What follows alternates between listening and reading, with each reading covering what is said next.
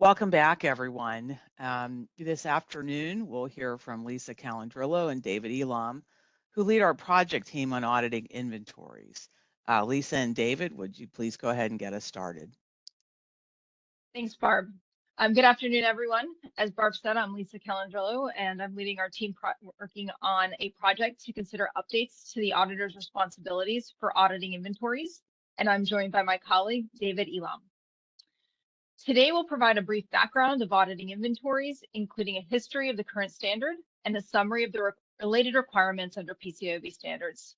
To help facilitate today's discussion, you are provided with a briefing paper, which includes discussion topics and questions for your consideration. We welcome your input on any or all of the prepared topics and questions, as well as any general views or matters that may not have been included in the prepared materials. With that, I'll hand it over to David. Thanks, Lisa. AS 2510 Auditing Inventories is an interim standard that provides requirements for the auditor in observing inventories. The requirements within AS 2510 are some of the oldest among those currently codified within PCAOB standards. Much of the current day rule text is consistent with language first adopted in 1939 by the AICPA in its first statement on auditing procedures that was issued as a result of the McKesson and Robbins fraud case, one of the major financial scandals of the 20th century. Prior to this fraud, auditors typically only tested transactions and did not directly observe the physical counting of inventory by the company. Since the first statement on auditing procedures was issued through to the current day, there have not been significant updates to the requirements relating to observation of inventories.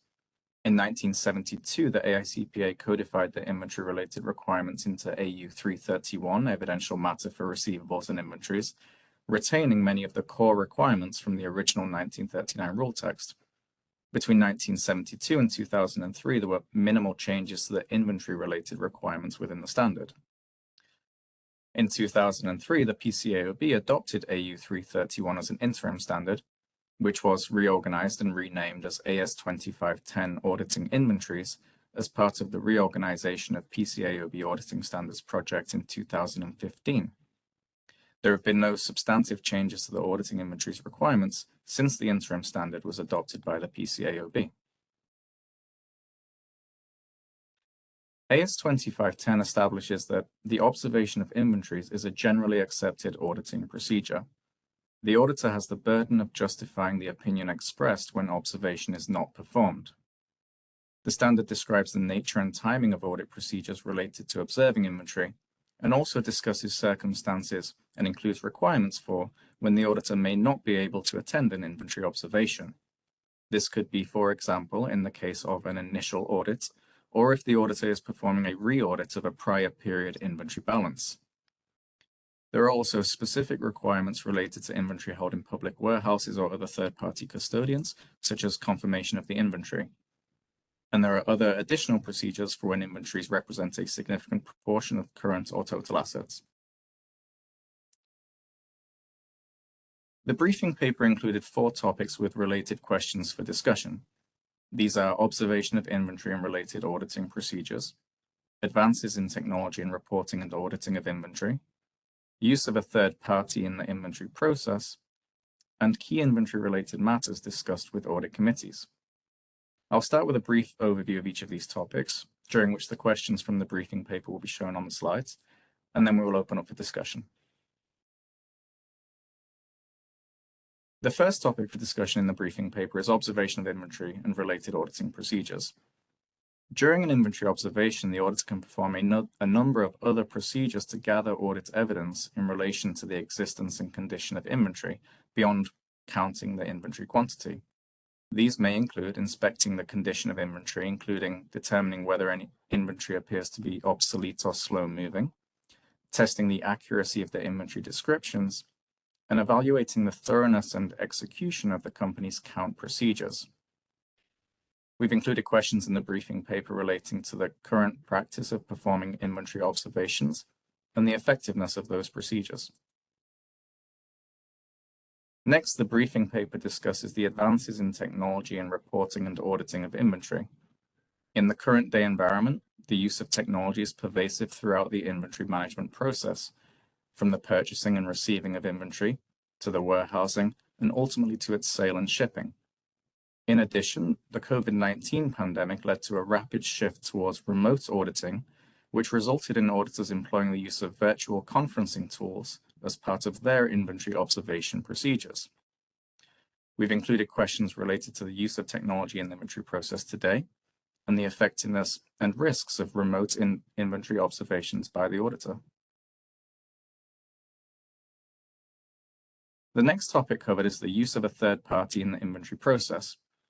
In recent years, there has been an increase in companies' use of third-party custodians, public warehouses, and third-party count services. This has been due to both a shift from brick-and-mortar retail to e-commerce, as well as strategic decision-making by companies to outsource inventory warehousing. We've included questions relating to the availability of a service auditor's report and other procedures that the auditor may perform when a third party is used in the inventory process. Our last topic in the briefing paper is key inventory-related matters discussed with audit committees. The standards do not currently require any specific communications between the auditor and the audit committee regarding the observation of inventories. However, the paper includes discussion of certain circumstances in which auditors may be communicating matters related to the audit committee in relation to their audit of inventory. We've included questions relating to what information, if any, would audit committees find useful as it relates to the auditing of inventory, and whether there are inventory-related matters that are considered or expected to be considered in the auditor's identification of critical audit matters. So with that, I do want to open up the discussion for any thoughts, experiences, or views that you have on any of these topics or auditing inventory more broadly. Please feel free to address any or all questions from the briefing paper, or just provide your general views on the subject matter. Thank you.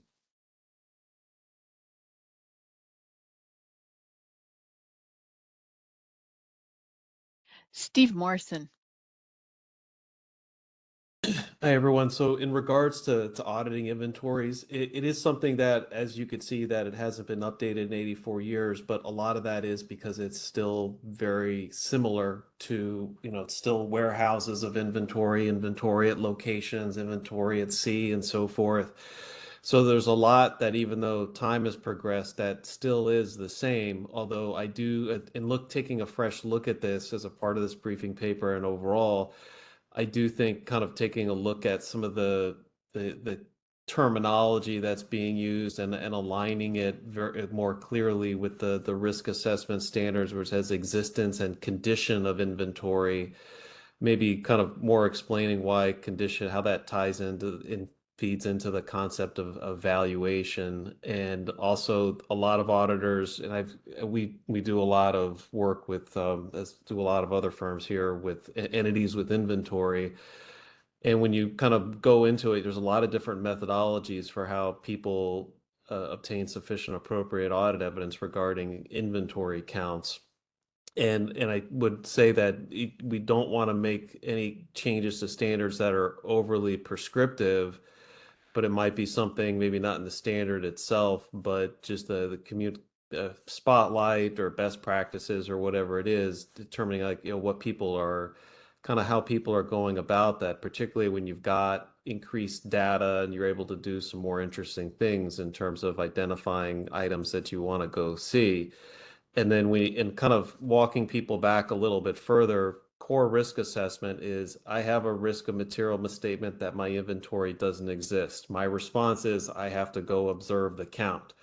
Same thing with condition or valuation, that, hey, there might be a bunch of damaged inventory that's not accounted for as such. But there's also completeness that I think a lot of people, this is not everybody, but a lot of people in their sample counts, they count not only from the sheet to the floor, but also from the floor to the sheet.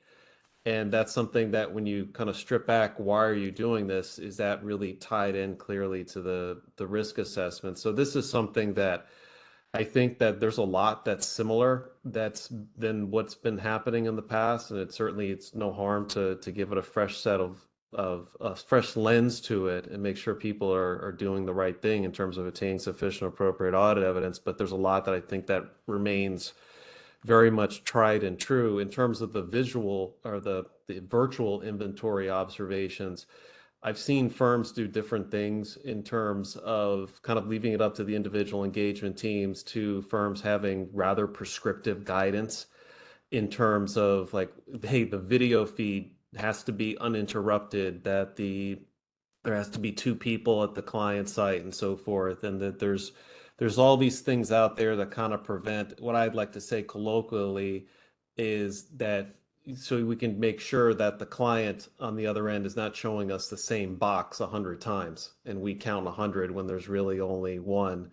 So that kind of guidance, especially when some people left it very judgment based. I know some firms were very prescriptive in regarding to it, and having a checklist for the parties to go ahead and use to say, hey, am I going to be able to do a virtual inventory observation, to being something much more judgmental based. So a lot of what I'm saying here, other than the existence condition, maybe cleaning up some of that wording and more aligning it more clearly with the risk assessment standards, is really more about the best practices and the risks that come up from, say, the virtual environment and so forth, and also informing ourselves. But what have you seen in terms of your inspections the last couple of years where people did a good job on the virtual inventories and where people may have left something to be desired? Those are my initial thoughts. Thank you. Christine Devine? Thank you, Steve. Everything you said was well said, and I had some similar thoughts. I'll try not to be too redundant, but first of all, I do think this is a very important topic. So I applaud the PCAOB for trying to modernize the standard. Steve talked about the age of the standard, and the PCAOB did in its remarks, and certainly advances in technology have really changed the way that companies manage their inventory in general, and that's brought these advances in technology have new risks that are associated with them, including, back to our first conversation, fraud risks, different fraud risks that exist. And it does really go back to the risk assessment underpinning all these aspects of our audit. And it's really important, I think, risk assessment when you think about the extent of inventory observations that need to be performed, and that will dictate the number of locations that you do your observations at. That'll dictate the number of counts that you do as well. And so this integration of auditing standards with the PCAOB's risk assessment standard here will be key. Just thinking about some of the questions on the audit procedures over the existence of inventory, there might be some situations where auditors don't attend physical counts and you do, virtual as well. But in general, in our mind, what we found is that inventory observations are the most pervasive type of audit evidence. So an actual physical being live at an inventory observation. Now there's cases where I mentioned about these advances in technology, and you have some clients that I've worked on where there's fully automated inventory management systems. And so that could be over the receiving and the picking of the inventory and the shipping. And there might not even be that much actual human interaction in that case. And so the controls are what's very important there, your IT controls and your other business controls. And that's where your procedures certainly are going to be important in cases like that. Thanks, Christine. Brady?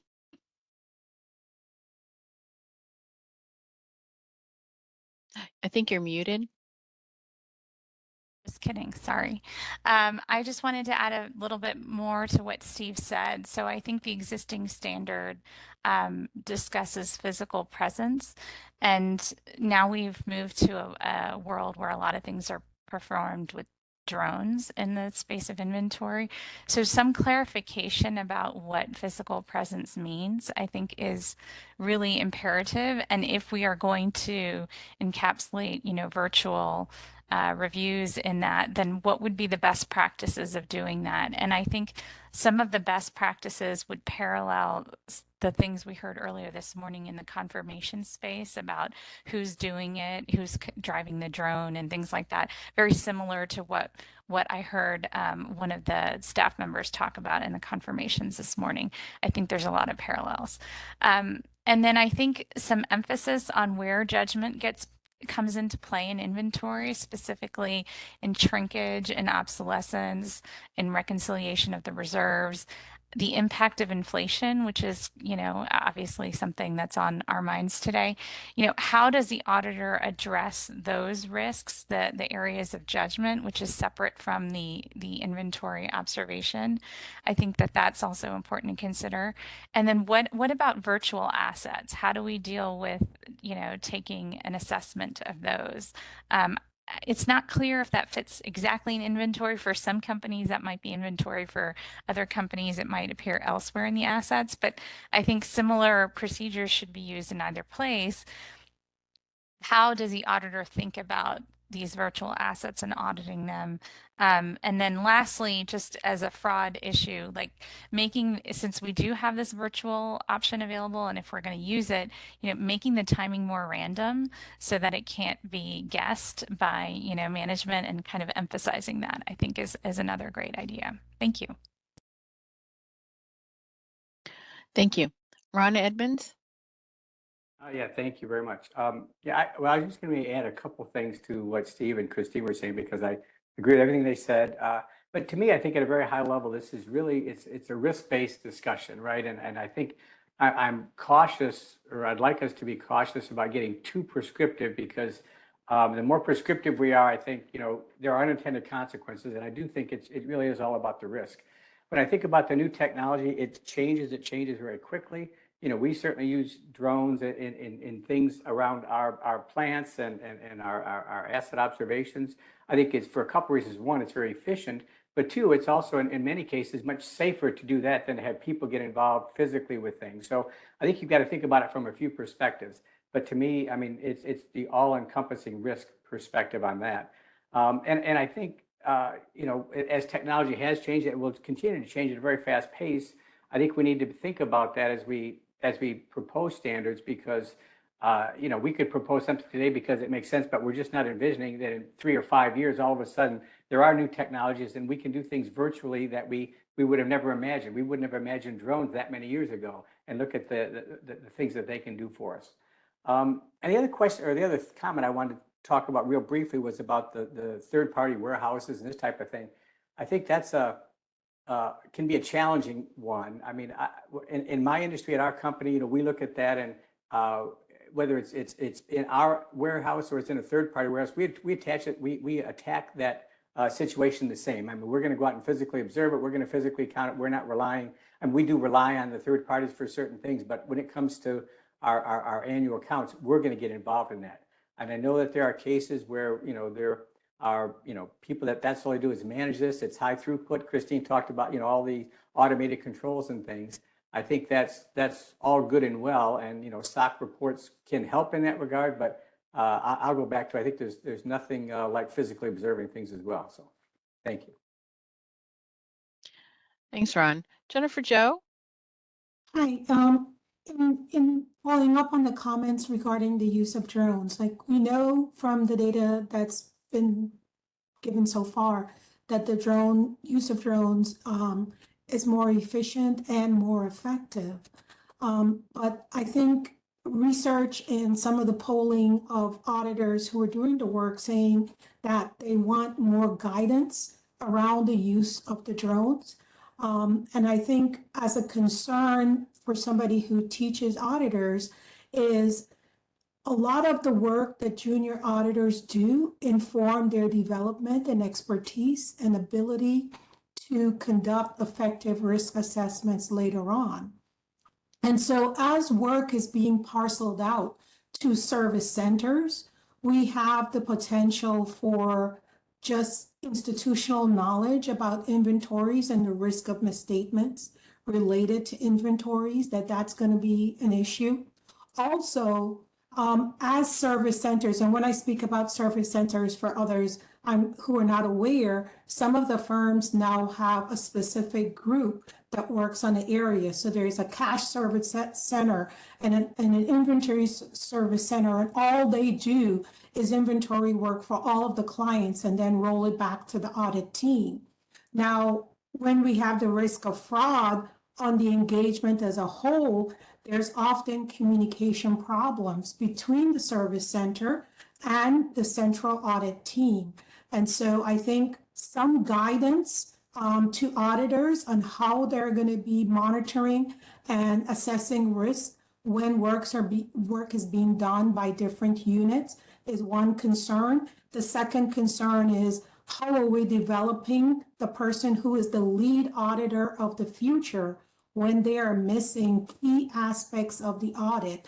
That an audit partner today has a pretty comprehensive knowledge of the audit, but I'm not so sure that the audit partner of the future will have that. And so that's something that I think as standard setters, you might want to, think about. Thank you, Jennifer. Brian Croto?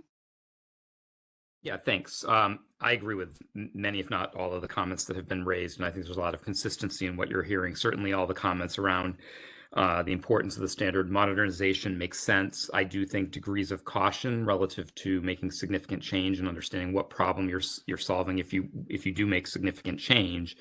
The standard is one that has proven the test of time, I think, and has held up well over the years. Even during COVID, I think your spotlight document was helpful, but certainly in the confines of the existing standard, auditors were able to be responsive and do a lot and still achieve the objectives. Risk and materiality are hugely important here.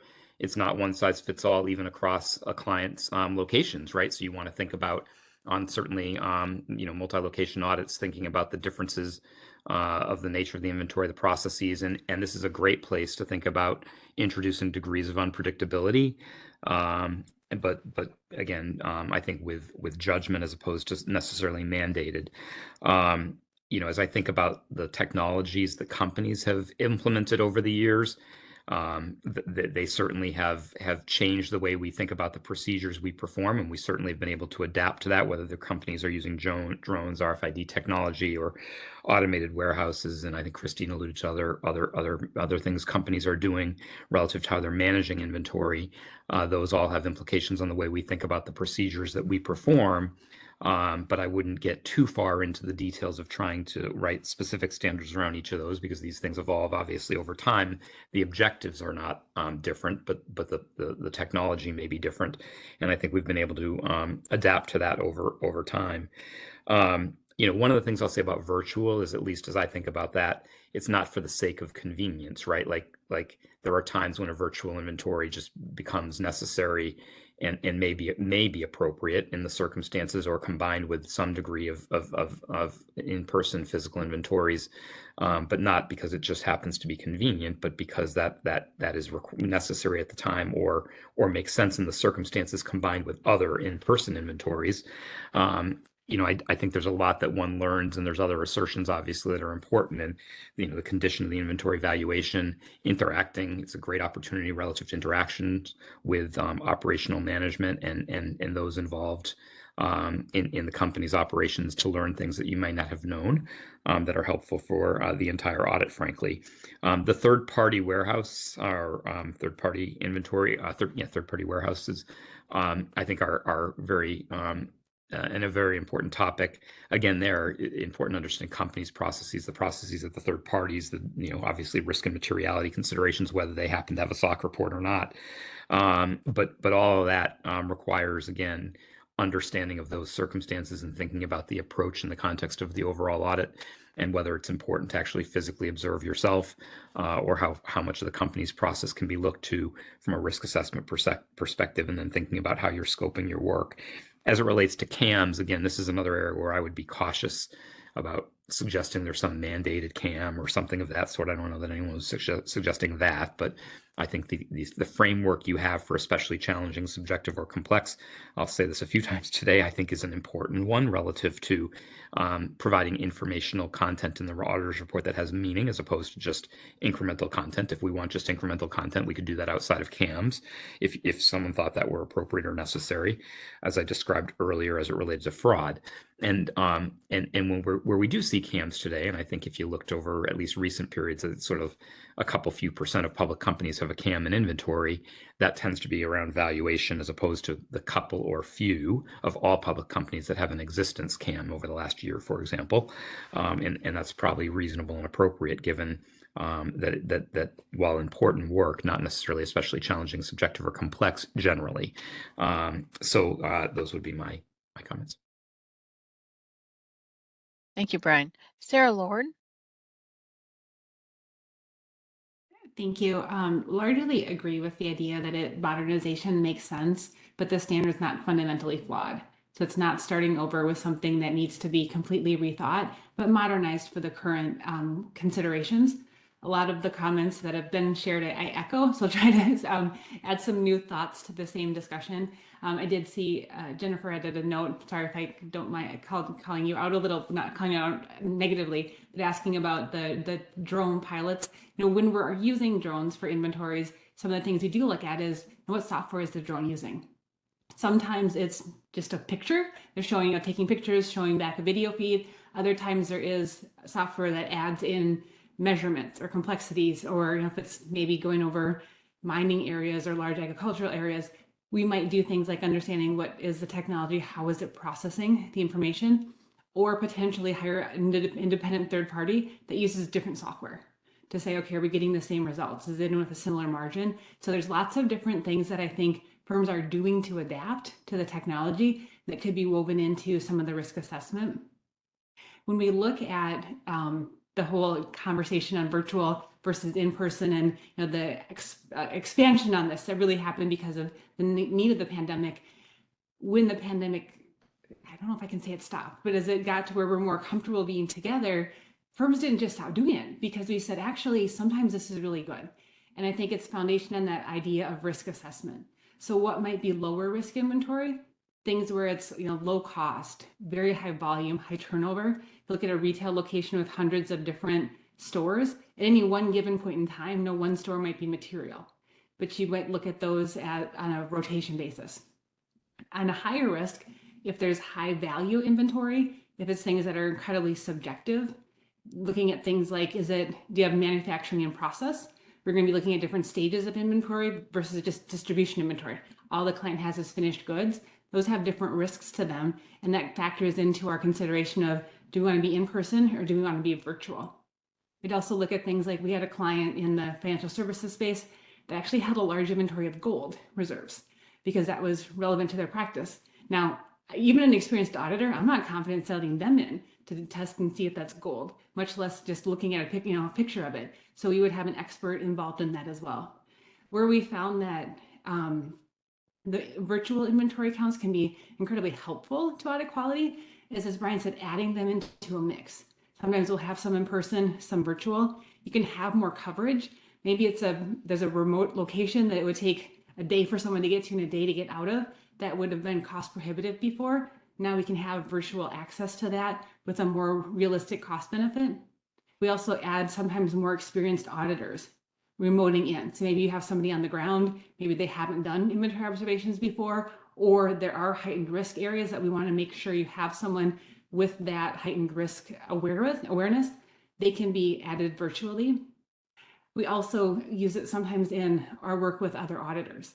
So maybe you're looking at inventory in a different country, you can have someone from the US engagement team on live with the person on the ground. So you're getting additional coverage and looking at some of those higher risk areas. And then if it is a situation that we decide, what, we don't need to have anyone there at all, the client is going to help do the virtual count, we would look at who is doing the count. What do we know in advance about the client? Adding randomness to what's being counted. You don't send them a list ahead. No, here's the things we're going to have you virtually look at. Doing that as it's happening. Having people do pin drops. Go outside and look, show us around what's happening, and randomly throughout their observation process, doing that same stop. Okay, stop now. Show the camera down the different aisles, and we do things like focusing on, are there cameras that show entrances and exits to the warehouse? Do we know that there's not things being moved around? Can we count a section of inventory that has all the same type of inventory in it all at once? So it's less likely there's time to move things. So I know I only have a couple, I've probably already taken more than my 2 minutes, but I think there's a lot of things we've done already that would love to really work with the PCAOB and with others as we enhance this to say, this is an important part of the standards. It's not broken. We're continuing to evolve it, but there's lots of learning we can share as we help auditors risk assess the right response and then have the right clarity. Just completely, I'll end up agreeing with Brian. I don't love having things mandated that we have to always disclose something, because at some point people just stop listening if it's not important to them, but really understanding what do investors want to know in this space. So thank you. Thanks, Sarah. And there's no time limit, so you can take more than 2 minutes if you need. Dane Mott. Thanks. First off, appreciate the timely topic. It's something as investors we've been struggling with over the last few months. There's been shrink issues and inflation issues, which have made some companies' inventory, especially in the retail space, really unpredictable. And we've been kind of scratching our heads, trying to better understand. We've reached out to audit partners to have specialists to have more discussions. So first thing there is it kind of the one thing from the investor's perspective is that the disclosures are not great around inventory in terms of what the process is, and maybe that's an opportunity to collaborate with the SEC if you do go through this project. I agree, like fundamentally, the standard from 100 years ago is, the modernization element is kind of the way to think about it. However, we also have to recognize that the types of businesses that exist today are just on a scale that could have never been imagined 100 years ago. So there are a lot of things to consider here. You have multi-trillion-dollar companies at this point, retailers with hundreds of thousands of SKUs in each store, and then they have 3,000 stores. And how it's acting in practice, a lot of times it's a rolling thing where you have your annual counts, but they're going through X number of stores per month, per year. So I think this does speak to, especially for retailers, if inventory is a major asset on your balance sheet, I do think there should be a CAM there. And this is an opportunity for the auditor really to highlight what the key risks and judgments are within the concept of inventory, because it's not cut and dry, especially with all these elements such as just in time, where inventory is just moving around in split seconds, and there's a lot of different elements. Another issue is if you are going to work with the SEC here, roll forwards would be helpful. So disclosures, more disclosures. We just need more transparency and more light shined here, both in terms of what the balances are, how they're calculated, and then what the auditors are doing to protect investor capital and make sure that these are numbers we can rely upon. Thanks, Dane. Robert Neckel. Yeah, first of all, I want to thank the PCAOB for making me feel really old, because I hadn't realized our standards hadn't changed in so long. But this is also an issue of technology. I think this is really important because it's not just the technology of inventory, but somebody, I'm not sure who said it, about the whole idea of virtual assets, which didn't exist when I was in public accounting. But I would like to link this back to this morning's conversation a little bit, because this is, I think, is a very good example of how a deeper business understanding of client can come into play, because what we're really talking about are supply chain issues. And the supply chain today is obviously very, very, very different than it was even 10 years ago, possibly. And so you've got third-party warehouses, transit warehouses, you've got virtual inventory accounts. Flying a drone through a warehouse doesn't tell you if the boxes are actually have anything in them or not, which is kind of like inventory fraud circa 1960. And so I would encourage in some ways to be thinking about this a little broader than just is the stuff there in the warehouse somewhere. Because I encountered a case, I don't know if you're aware of it, Americanas, the largest retail in Brazil last year, or maybe it might have been 2023. They had what you might loosely call an inventory fraud of $6 billion, but it wasn't in the inventory, it was in the supply chain. And so I'm not sure you can independently assess these things. In that case, if you have a third-party warehouse combined with a third-party basically financial intermediary, and everything's connected through blockchain, it sounds very secure, except for the fact that it's all, again, over the horizon from the company. And so you're very much reliant upon how you're going to even know about these linkages existing, let alone how you're going to audit them. And in the case of the supply chain financing in that company, they were using something called a reverse supply chain financing, which is actually, because I got called by a journalist, I looked it up. It's on every Big Four website as a consulting activity and how to structure these things. And so essentially both the inventory and the money or the debt are completely out of sight if you're only standing inside the building of the client. So again, I would emphasize this need to, again, look at technology and counterparty risk and things like that, which I think are much more important to inventory than we've maybe even realized. Thank you. Thanks, Robert. Lynn Turner?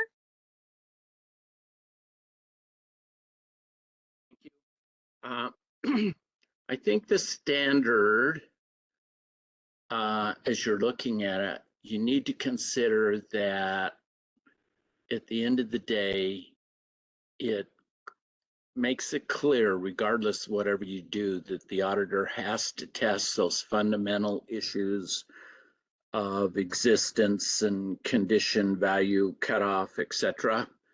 And if you don't test those, you haven't gotten the job done.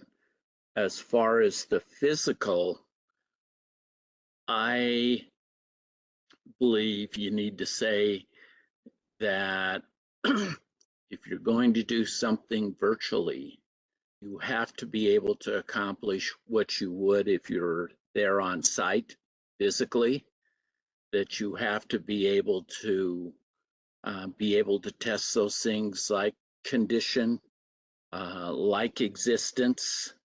And if you can't do it without being there, then you need to be there.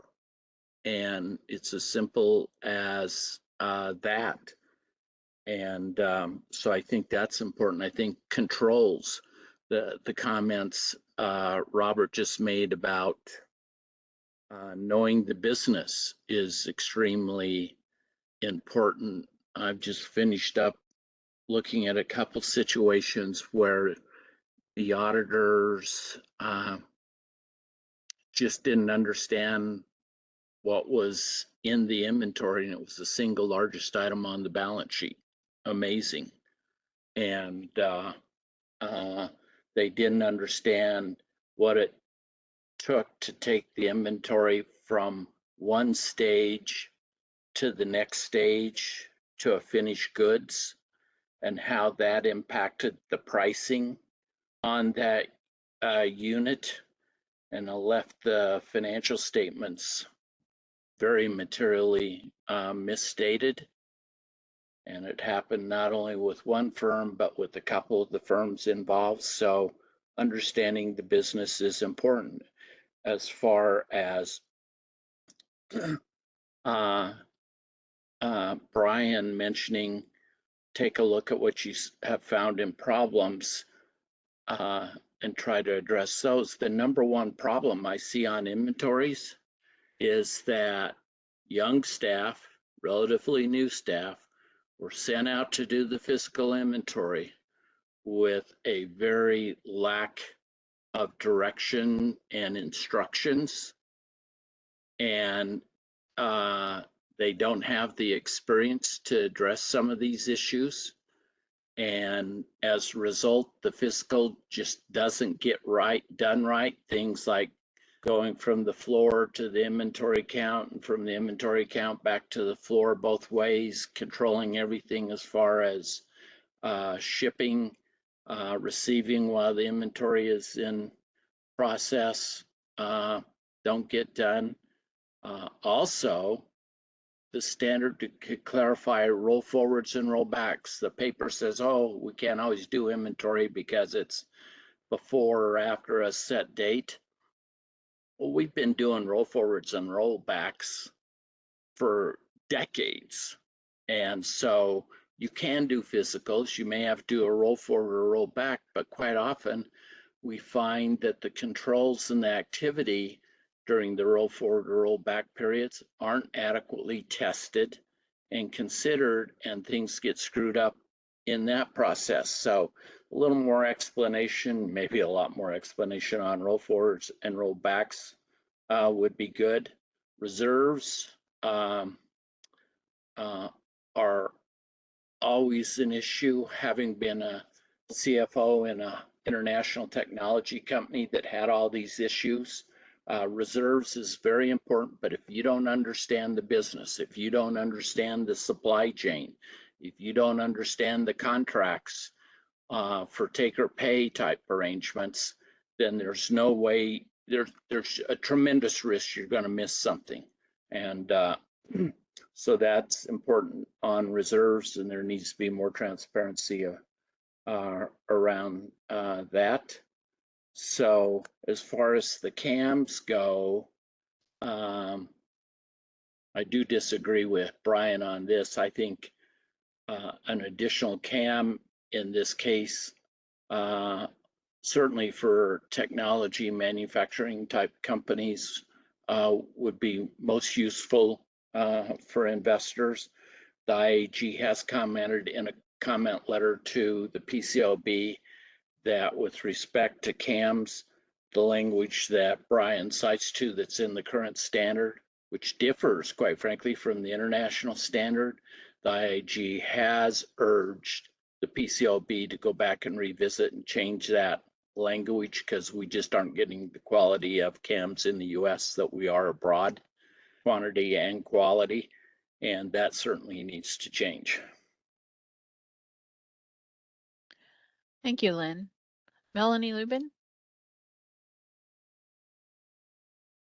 Thank you. So not totally my area, but we've been looking at and commenting on proposals for how broker dealers can be examined remotely. And one of the things we're really concentrating on are firms that have had problems in the past and deciding whether or not, and commenting to the SEC and also to FINRA on whether or not those firms ought to be eligible for remote supervision. So I think one of the things that's really important when you look at any of these firms and any of these topics, and I would say, you know, remote inventories, is have these firms had issues with these kinds of things in the past?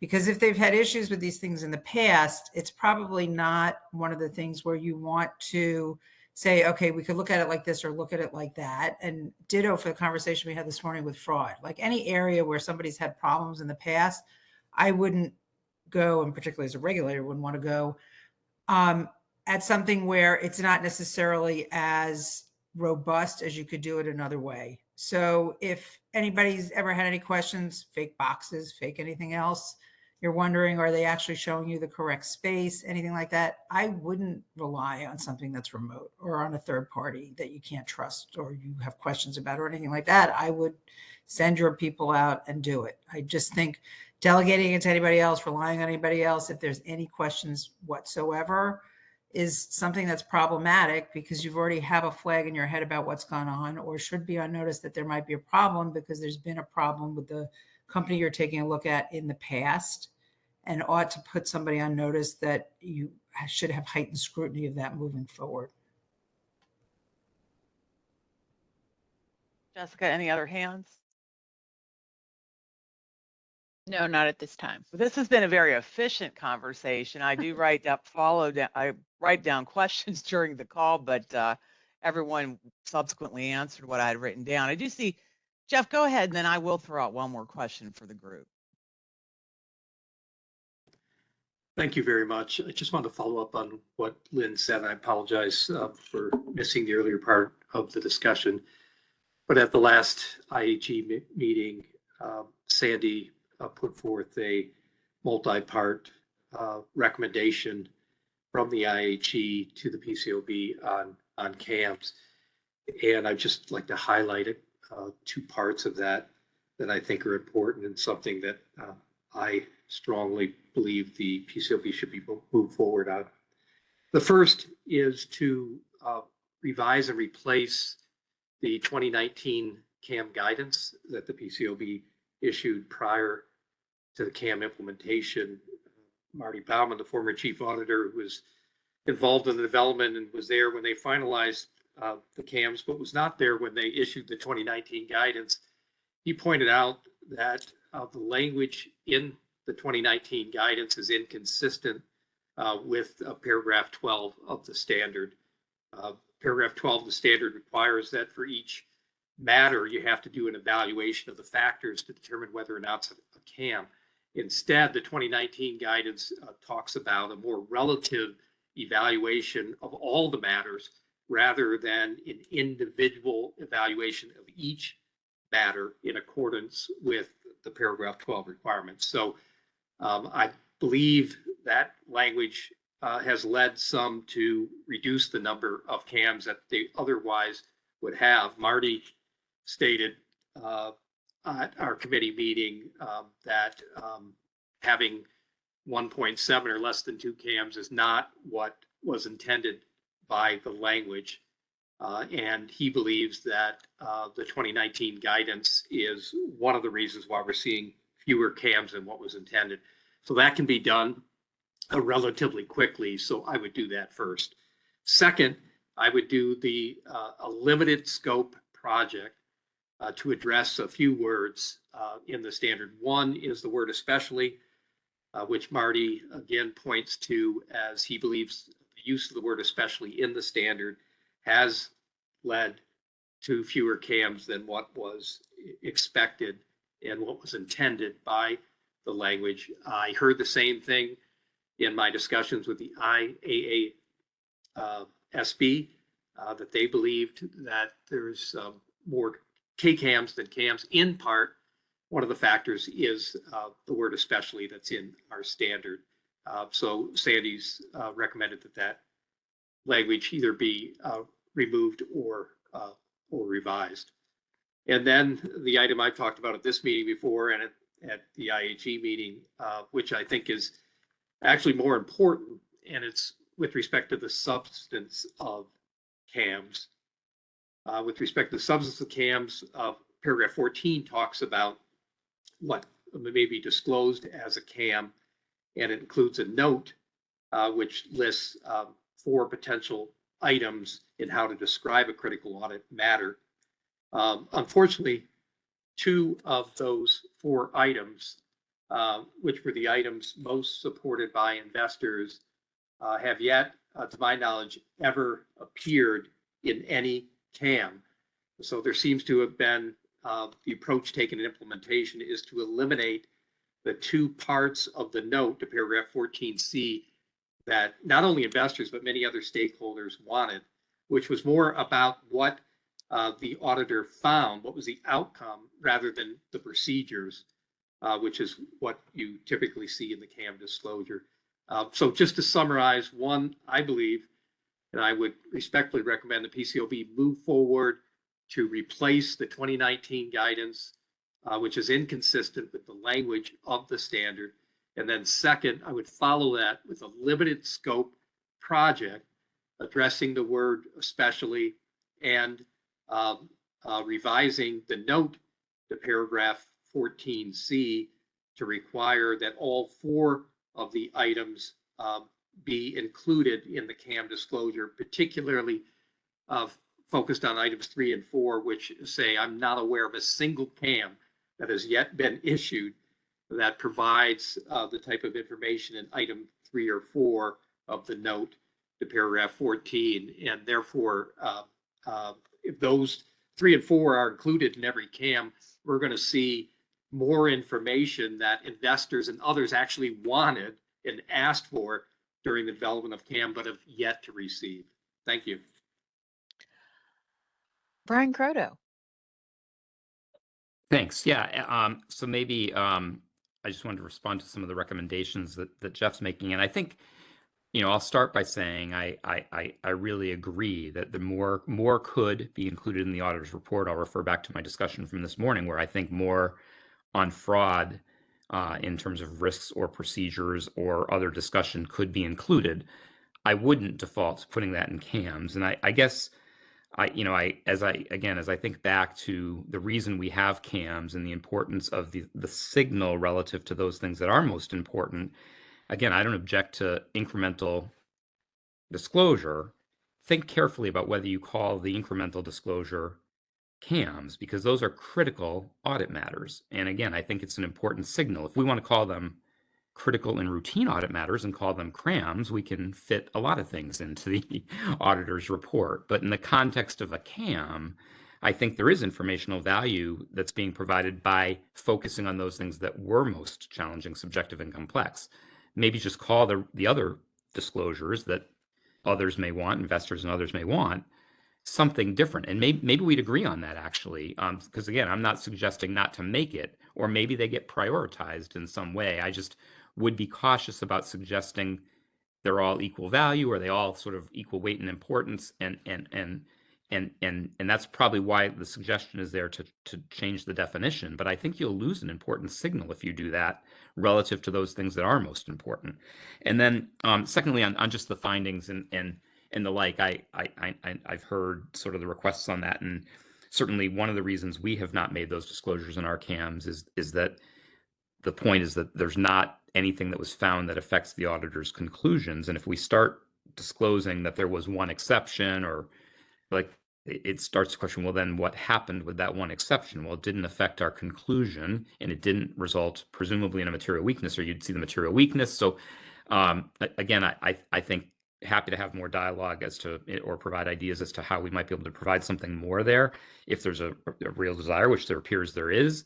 But I would be somewhat cautious about us just starting to do that carte blanche and then having there be misunderstanding as to what that information means, because we're not trying to detract from a reasonable assurance conclusion that I think is important. So and the PCAOB had made, obviously, those provisions of the note voluntary. It's not required that those disclosures be made for those reasons. I think in the controversy around or concern that some had that would be misunderstood, and there'd be reaction to that information that wasn't relevant to the overall conclusion. So again, I think with the right context, again, I don't mean to be, I'm not at all argumentative, because I think more information in the audit report is something I'm very, very supportive of, as long as it has the right context. Thank you, Brian. Lynn? There are a couple of things that none of us have mentioned that is worth talking about. One is use of specialist, and I think it's important to address that in a revised standard. We had heard the discussion about, I think it was from Sarah, about issues in some industries, and she mentioned gold. In extractive industries, you often have stages of the inventory, and at any one different stage, the content of that inventory changes over time, and auditors simply do not have the engineering expertise to make that assessment. So it'd be nice to have something in a standard in black and white that tells the auditor, in those type of situations, they need to go get the use of a specialist. And companies may say they have that in their own internal labs, but somehow the auditor's got to be able to test that. And it certainly wouldn't be as persuasive as bringing in an assay or an engineer from the outside to test the validity of the condition and value of that inventory. And so that's one thing that I would suggest. The other thing that's coming out of it, given the changing in our economy, is we're starting to see more byproducts as manufacturers, as chemical companies, as we produce different products, we see more byproducts. And auditors often aren't up to speed on what they need to do with the assessment of that byproduct and whether it has value or not, and how to determine that value. So I think in that regards, it would be very helpful to also touch on the issue of byproducts. We've certainly seen some problems in that area, given what's going on with the economy. So I turn around and suggest that. And I'd just like to echo Jeff's comments again on the CAMs. I know I had this discussion with Brian ad nauseum when he was at the SEC. We disagreed then. It was a fight then. It's still a fight. But I think the difference is now we have seen what language works and doesn't work. And we're seeing the actual product of that in terms of KCAMs versus CCAMs. I don't care if you call them C rams and grams, but to me, what's as important is what's actually in the language in the reports. And as we've seen from the court ruling, in the case I previously mentioned, we actually have to start getting some real meaningful content in these reports, or we're going to have huge problems. Thank you. Thanks for that, Lynn. I think Dane has his hand up. Sure. Yes, also coming back in on CAMs. I just want to emphasize again, from an investor perspective, detection of fraud or testing for fraud, that's a critical matter to us. Like, I don't think there's any concept where an investor would say it's kind of a lower level issue for us. It rises to a critical audit matter because ultimately, you know, the perception is the auditor's there to, you know, to look at the financials and give us better trust that what we're investing in won't destroy our capital for nefarious reasons in the case of fraud. So that's one point. And I think the other point too is the reason why it raises to a critical audit matter is because it's the opportunity for the auditor to communicate with the investor. You know, silence is not an answer. You know, if you don't say anything, then we'll just make assumptions about what you're doing in those procedures. But if they're actually out there, then we're more informed about what the actual procedures are, what you perceive the actual risk to be, where the complexities in the audit are, and that enlightens us. That gives us better perception of what the risks are, the investment, and it gives us more information to have more constructive conversations with audit committee chair people.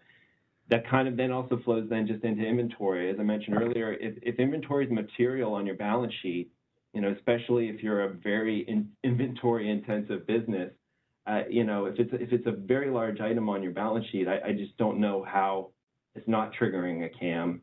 And, you know, today it is unfortunate, but the vast majority of CAMs I see are extremely boilerplate. So they say very little. They seem like they've been sanitized of any informational content, and then there's very few of them. So kind of going back to Lynn's point earlier on, where, you know, folks aren't interpreting this as material information, that's because you know, I think one interpretation is it's too boilerplate.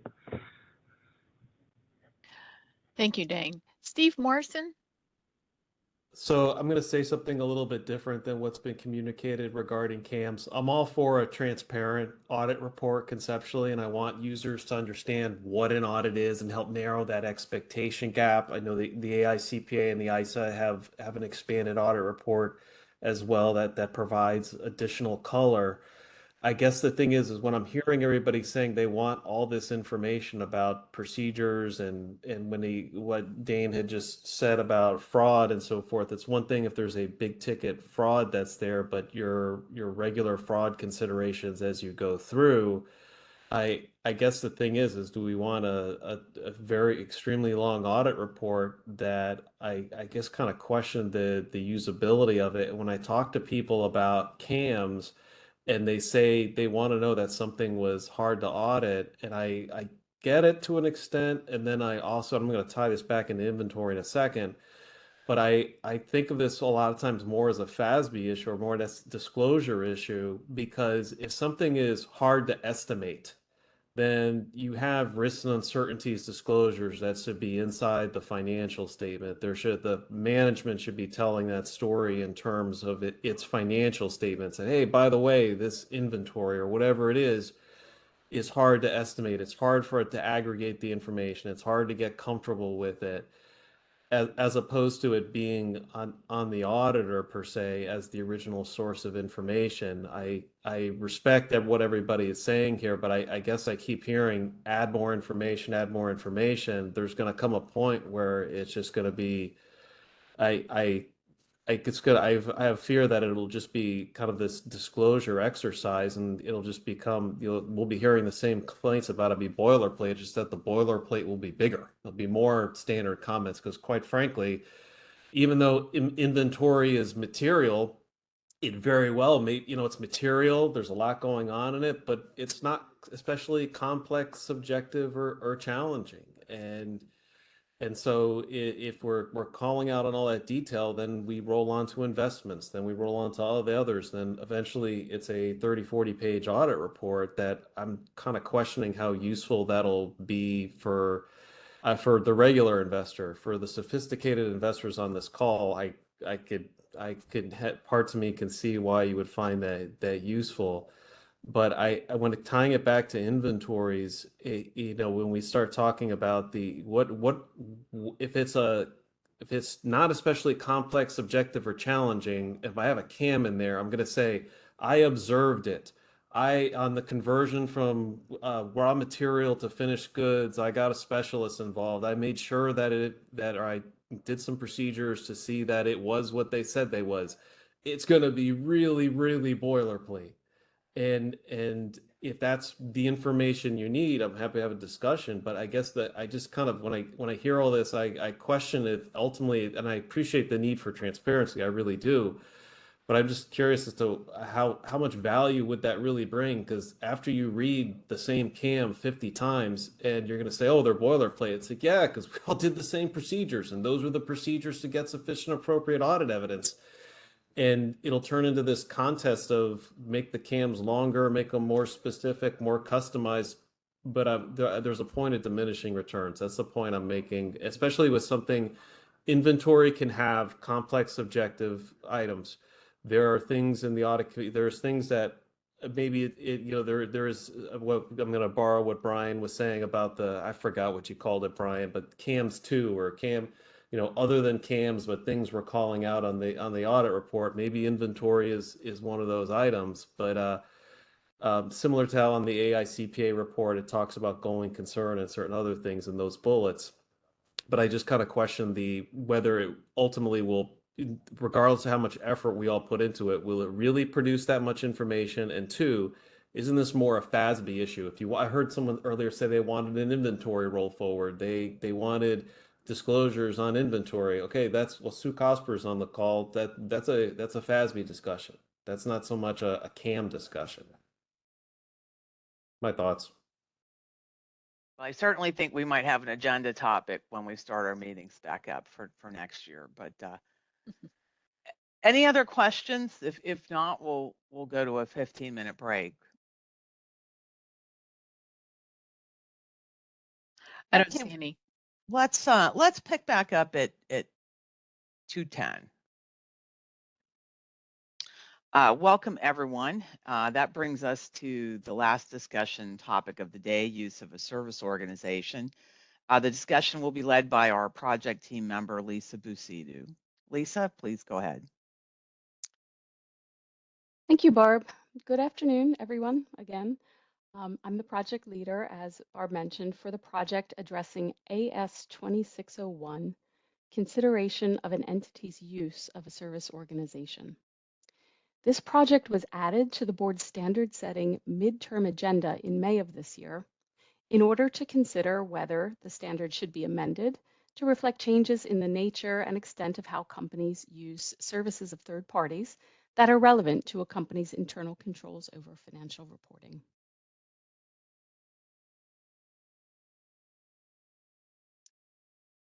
I'll provide some background and an overview about the relevant PCAOB standards that touch upon the auditor's considerations when a company uses a service organization to process certain transactions for the company. You were provided a briefing paper, which, in addition to background, discusses the auditor's responsibilities under current auditing standards and how companies use service organizations today. In addition, the briefing paper poses a number of questions for your consideration. As was mentioned earlier, we welcome your input on any or all of the topics and questions, as well as any general views or matters that may not have been included in the prepared materials. AS 2601 is an interim standard that, as its name suggests, provides considerations for the auditor when auditing the financial statements of a company that uses a service organization to process certain transactions that are part of the company's information system. In 2003, The PCAOB adopted the AICPA standard at that time, AU 324, Service Organizations, which itself dated back to 1993. Other than the subsequent reorganization of PCAOB standards, there have been no substantive changes to this PCAOB standard since the interim standard was adopted. In addition to AS 2601, Appendix B of AS 2201, an audit of internal control over financial reporting that is integrated in an audit of financial statements, addresses auditor responsibilities in auditing internal control over financial reporting when a service organization's services are part of the company's ICFR. The focus of today's discussion is the portion of AS 2601 that currently provides requirements that apply to an audit of a company that uses a service organization to process transactions, including an auditor's considerations when using a service auditor's report related to such service organization.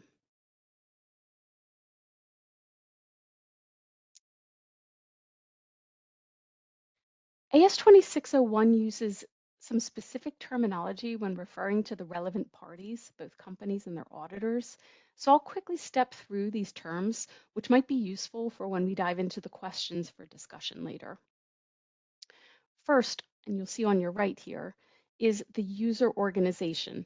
So this is the entity that has engaged a service organization and whose financial statements are being audited. Next is the service organization. This is the entity that provides services to a user organization that are part of the user organization's information system. Now, certainly not all services provided by third parties are going to be ones that are considered part of the user organization's information system, but we'll have more on that in a moment. There are two separate auditor relationships identified in AS 2601. These are, on the right, the user auditor. This is the company's auditor, meaning the user organization's auditor. And then there is the service auditor. This auditor reports on controls of a service organization that might be relevant to a user organization's internal control as it relates to an audit of financial statements. So AS 2601 discusses that a service organization's services are part of an entity's information system if they affect the company's classes of transactions that are significant to the company's financial statements, procedures by which the company's transactions are initiated, recorded, processed, and reported from their occurrence to their inclusion in the financial statements, related accounting records, information systems that capture other events and conditions that are significant to the financial statements, or financial reporting processes used to prepare the company's financial statements, including significant accounting estimates and disclosures. Depending on the nature of the controls in place at the service organization and their relevance to the financial reporting at the user organization, the user auditor may need to identify and test a service organization's relevant controls as part of performing an audit of internal controls over financial reporting at the user organization. The user auditor would determine whether audit evidence may be obtained by testing the effectiveness of controls solely at the user organization, or whether additional evidence may need to be obtained by testing relevant controls at the service organization. The use of a service auditor's report by a user auditor is one method by which the user auditor may obtain audit evidence over the relevant controls at the service organization. The user auditor evaluates whether the service auditor's report provides sufficient evidence about the effectiveness of the relevant controls, or whether the auditor might need to obtain additional audit evidence. In addition to controls at a service organization, the auditor may need to identify and test relevant user controls at the user organization.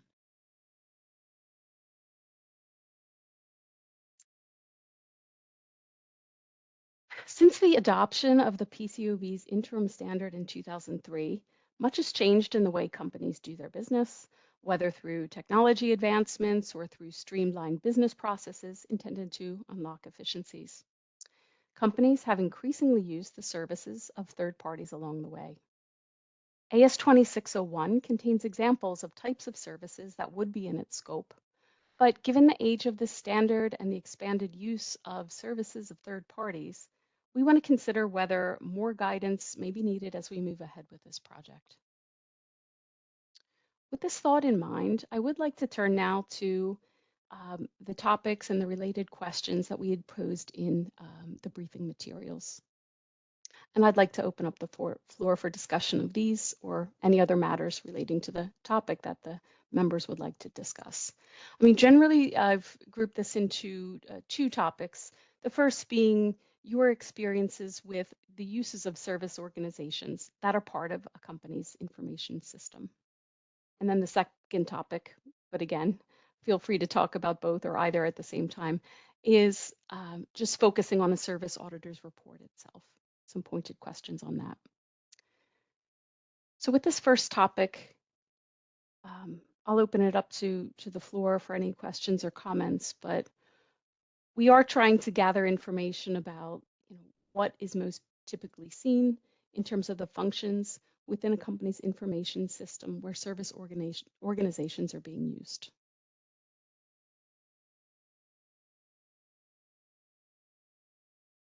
John Bendel. Yeah, thanks, Lisa. That was a great recap. From my perspective, it's very, very wide ranging. And I think your point is a real good one that 1993, well, it doesn't seem like a long time ago on some level. It was a long, long time ago. And, the range and the frequency and the areas in which companies are using service organizations has expanded exponentially and continues to expand. I mean, we use them in many, many different ways that impact our financial reporting and a lot of ways that are well beyond financial reporting, more on the client side. But if you think about it on the financial reporting side, I mean, for us, all of our investment accounting, all of our investment custody, even our middle office, all the handling and processing of the trades up to the, accounting for them. So that is all in the hands of very large, sophisticated third parties. And, those are very, very significant level of assets. And then when you think about, more basic things like you had payroll on the screen and other things like that, yeah, very common to have, those type of services. I think when you look at it, it's where can you get scale? And folks have gone after scale because scale drives efficiency, it drives costs down. So that has put a tremendous thrust, on companies going out and getting much more sophisticated in their use of service organizations because they have scale, right? You go to JP Morgan for custody and fund accounting, they have scale that benefits, and investors through the scale and what you're able to do with your costs. So, but it's also, IT, very pervasive in IT and increasing, whether it be the development of IT, the IT data center itself, or even now with ERP systems, we run Oracle Cloud, obviously that sits in the cloud. So it's just much, much more pervasive and it can impact all aspects of financial reporting.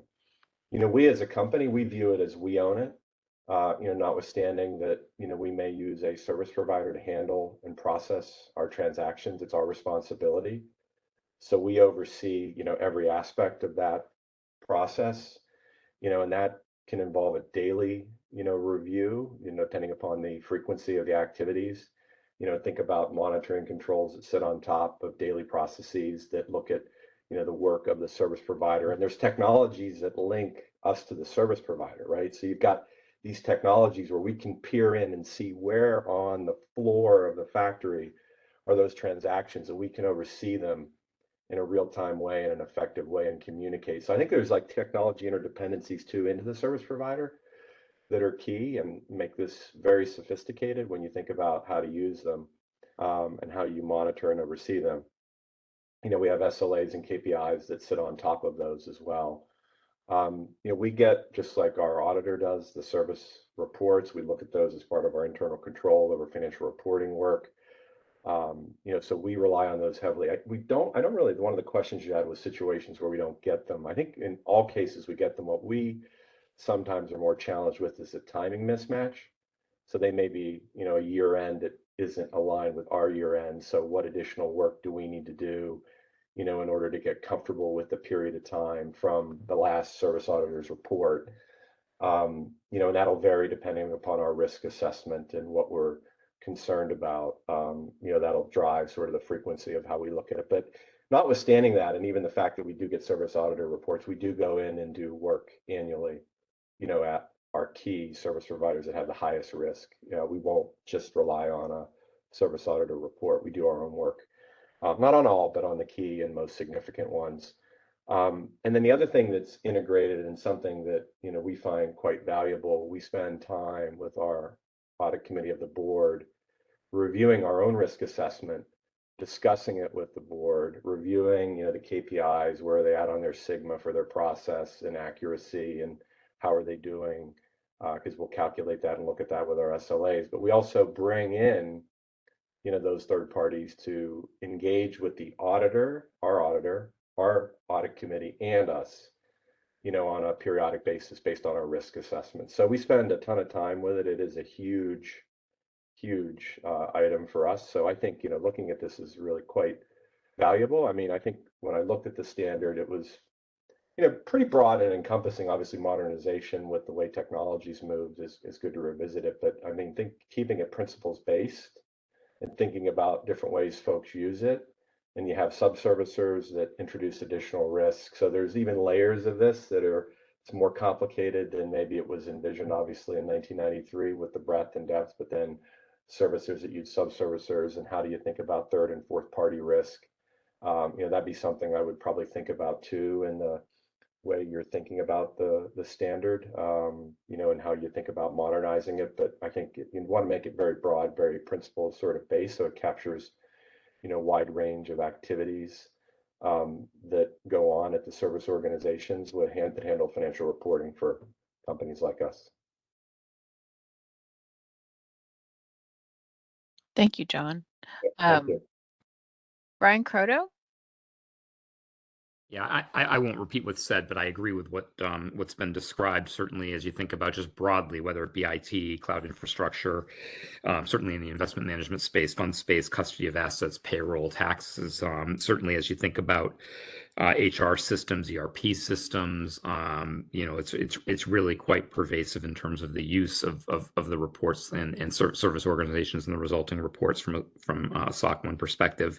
What I would say is it continues to evolve and emerge as companies look to outsource certain sort of business processes, whether that be payables or others.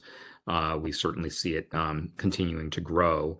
But I just in terms of what we see across audit clients, it certainly is not uncommon to have some large number of SOC reports that can be relevant to a particular audit across a large number of areas. And so I just wanted to kind of reinforce the comments that were just made that are probably consistent. Yeah.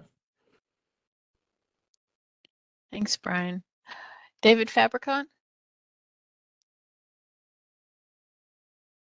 Yeah, hi. Agree with a lot of what you said, Brian, you as well. Maybe a couple of other things different that I'll just make mention of.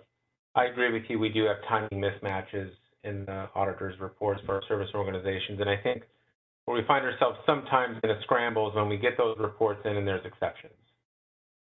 And then our auditors have to do different procedures.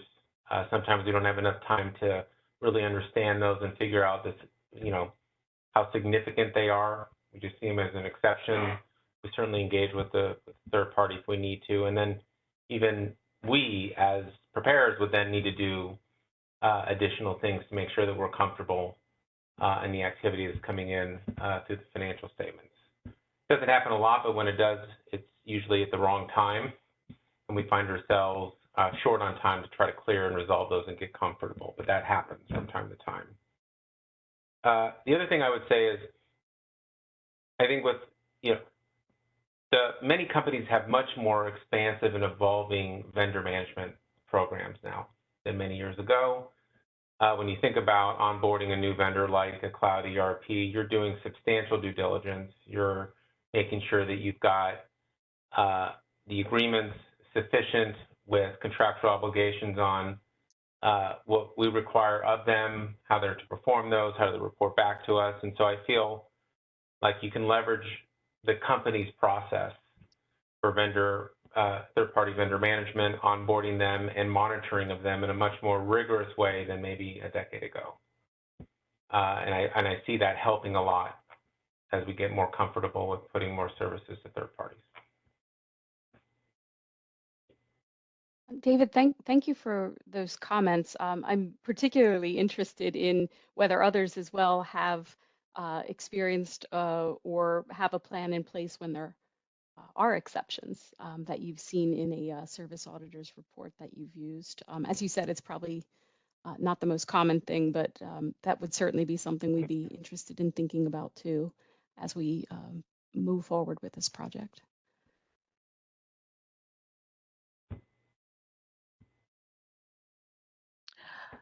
Susan DeRoss?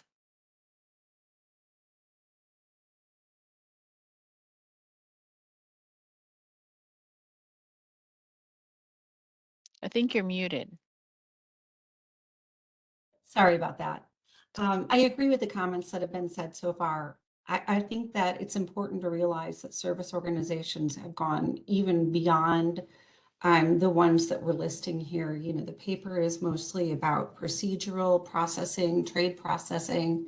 Now service providers, I mean, they could be your custodial account, and then there's going to be multiple sub-servicers underneath that.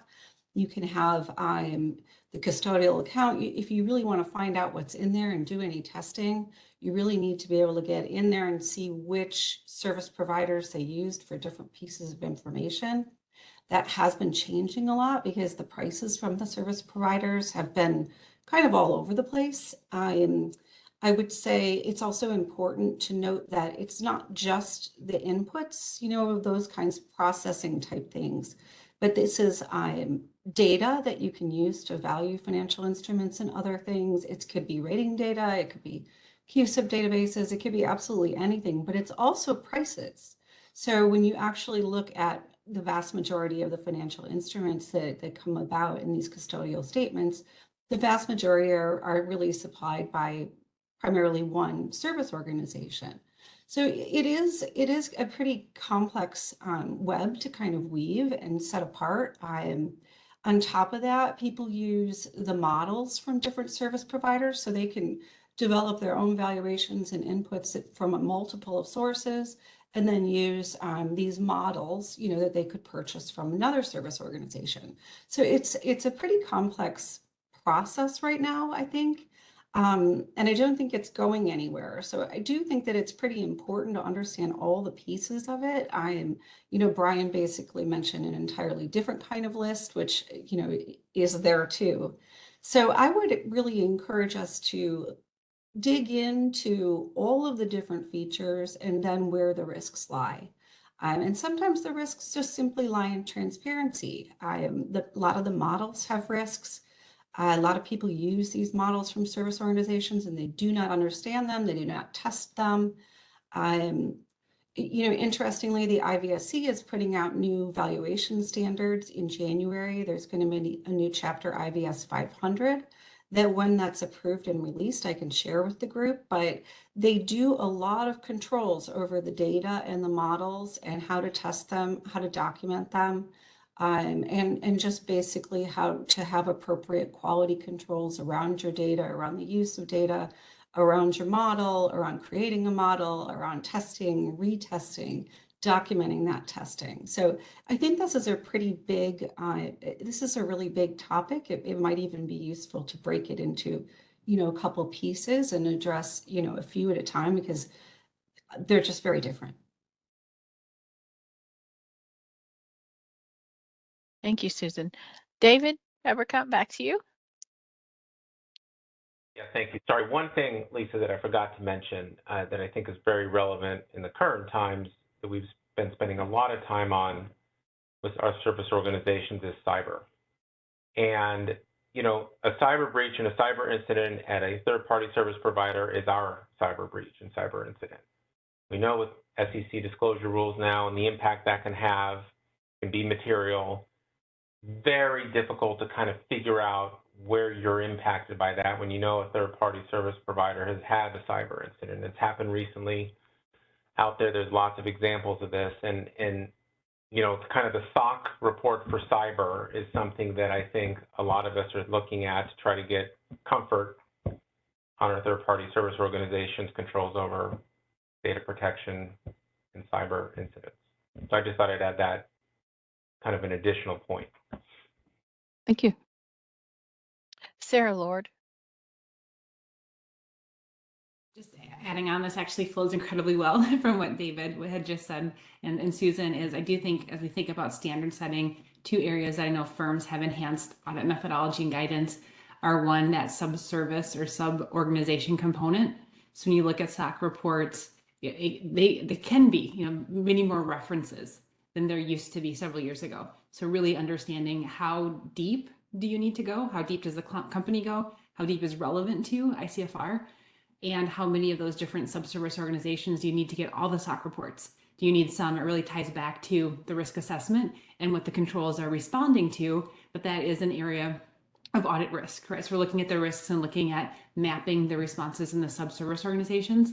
And then the second is exactly what David was talking about. We kind of, the standards currently grounded largely in kind of the SOC 1 space, which is fair because that was designed exactly for financial statement audits. But there are also the SOC 2s, data security and privacy. There's SOC for cyber. There's different services that companies will be getting that we will be thinking about from a risk assessment of, okay, is this relevant to maybe ITGCs? Does this client have specific risks related to data privacy that they might need different reports for, but really helping potentially guide through some of those considerations and regrounding it always in what's the purpose of a financial statement audit?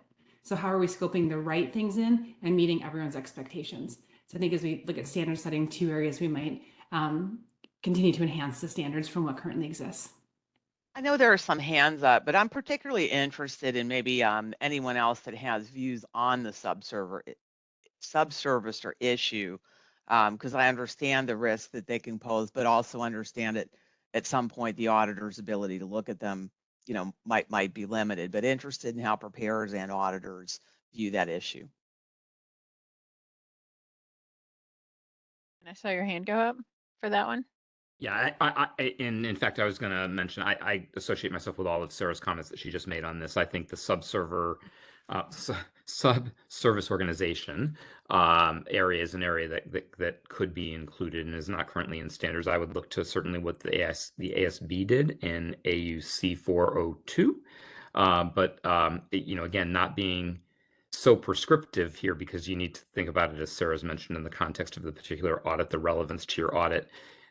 Risk and materiality, but certainly considering to what extent that needs to be evaluated is important, and then understanding type 1, type 2 of SOC 1 and the other types of SOC reports and how you might think about each in the context of an audit is important, given how that space has evolved since your standard was first developed and given the evolution of the ASPA standard. So all that is to say that I fully agree with everything that Sarah said on this topic.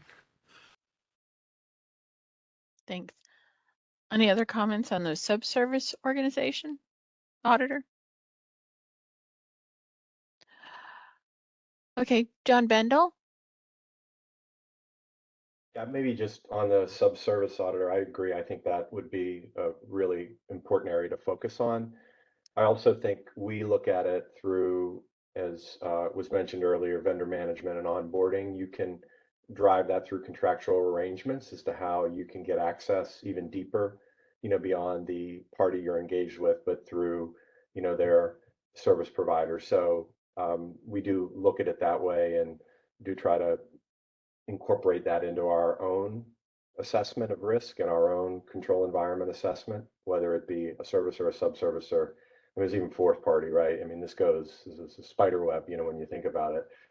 But I had a comment, Lisa, you had asked about deficiencies and how folks think about it. I mean, when similar to David, we look at those deficiencies individually and in the aggregate as part of our internal control over financial reporting evaluation. So we will, if we're relying on a third party to handle or process our transactions and there's an exception in their SOC report, we'll evaluate that as part of our internal control over financial reporting evaluation for severity. And we'll look at compensating controls that we may have that would reduce the risk, but we do aggregate that and include it as part of our evaluation when we're thinking about our deficiencies and how the service organization is performing. And then maybe just one last comment, David took to my head the vendor management. I agree, like most companies have very sophisticated vendor management. organizations and the diligence that's done at the outset, including typically diligence on cyber readiness, cyber preparedness. So that's part of the diligence. You're going to have very significant, assessments that are done, of key vendors. And typically what you'll find is there's an ongoing obligation through the contract that you'll negotiate with the vendor that they'll agree to a periodic reassessment of any and all aspects of that. So, we'll monitor it, but then we'll go back in and redo that, notwithstanding, what they may have in their report. Thank you. John Lakomnik, your hand went up and then down. Just want to make sure. I'll let me just say two quick things. In Fin Services, I would just encourage the PCAOB to coordinate with the SEC on this. The SEC has required boards of financial companies to really deal with service and subservice in a way that is explicit. And so I think you want to make sure that the rules coordinate with what the SEC has done there. The second thing is there is still a transparency issue. I mean, I wish I had John's heft to negotiate with some of my counterparties, and you don't always have that. A number of private companies, as we all know, the private company audits have a disclaimer that people who aren't members of the board shouldn't rely on them. What do you do with that, right? Secondly, on cyber, like many financial services companies, I'm on the board of a mutual fund, uses one of the major custodians. They'll come and tell you that they're great on cyber. You can't, for I think perfectly valid reasons, they're not going to tell us everything they're doing on cyber, right? It's not what you're supposed to do. You're not supposed to give a roadmap to the bad guys.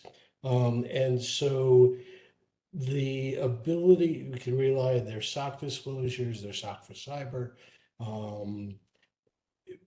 But at some point you are a little bit blind. And I think our auditors are also a little bit blind, as good as our auditors are, because you're not going to know. And so when you have an incident, you can write the service levels in, you can write the reporting in, you can write the immediate disclosure in, you can write in cyber liability things. But ex ante, you are somewhat relying on a statement of ex ante capability that you can't test, right? And that is a problem. I don't know the way around the problem, but you should be aware of it as you're writing and considering this. Thank you, John. Robert Neckel.